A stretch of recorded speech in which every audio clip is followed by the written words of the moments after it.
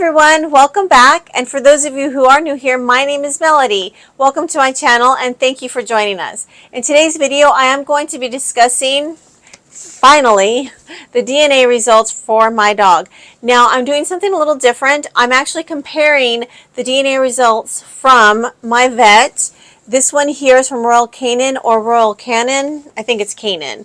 Not only did we do this DNA test, but we also ordered a test from Amazon, and that one was a swab, not a blood test. First off, we're going to start with Wisdom Panel.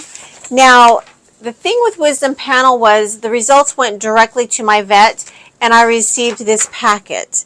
I didn't get anything via email. However, with Wisdom Panel, I only received it via email, and when trying to print it out, it's a little challenging, or maybe I'm just the one that's challenged, let's be honest. First off, let me give you some information on my girl Yuki. She is now currently 10 months old. When we adopted her in January, it was the first week of January, she was 1 month and 29 days old. We adopted her from a place called Operation Kindness. It is a rescue organization. It is in the DFW Metroplex, the Dallas-Fort Worth Metroplex. Here are Yuki's genealogy findings from Royal Canin. This is the blood test that the vet did. As you can see here, on this one side here, she's all Siberian Husky. Now, when we adopted Yuki, it said on her paperwork that they thought she might be an Alaskan Husky mix. Well, it turns out she is a Siberian Husky mix. As you can see here on this side, she's got a mix of Chow and Australian Cattle Dog. So the vet told me that we're not really sure what side is what, if this is the mother or father or vice versa, but we do have a really good look at what she is genetically. So as we go further into the booklet here, it does give some information on Siberian Huskies, Australian Cattle Dogs, and even the Chows. Quite a bit of information that I received from Royal Canin. This final paper here is them certifying what they say she is genetically. You see the three main breeds here. And she does have a little bit of something unknown there. But for the most part, she's these here. Here we're looking at a screenshot of Yuki's DNA. This is through the Wisdom Panel's website. And here's what I like about Wisdom Panel. They actually show me here that Yuki is 46% Siberian Husky, 42% Australian Cattle Dog, 4% Alaskan Malamute, 3% American Pit Bull Terrier, and 2% Chow Chow. Now, if you compare this to the genealogy findings that I got from Royal Canin, I have to say I actually like the Wisdom Panels better because it's broken down by percentage. But then again, I also like how Royal Canin actually shows me the diagram of the genealogy. Now, looking back at Wisdom Panel's website, you do see here, I'm showing you a screenshot. It says here, we found 30 of Yuki's relatives. I think that's pretty neat. So I can see that she has 1 close relative, 12 extended, and 17 distant. And they also show you she's got close family, like she has Stevie May. We have a Loki in Waxahachie, Texas, and we're lucky because Loki's showing us a picture.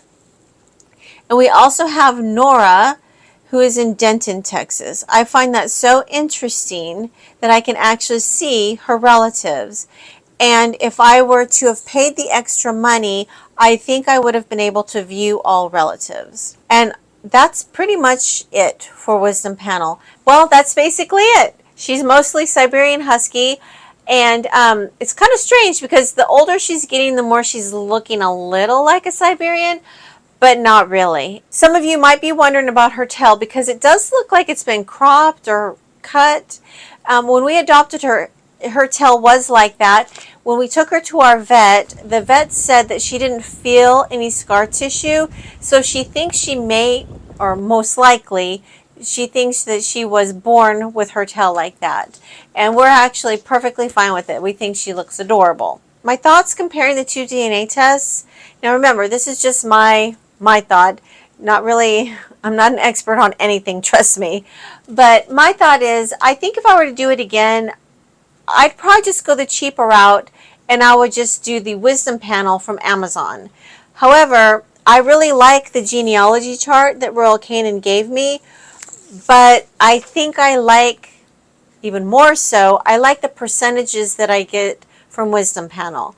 Well, those are my thoughts on that. And yeah, I'm sorry I kept you guys waiting so long. I hope you found this video interesting.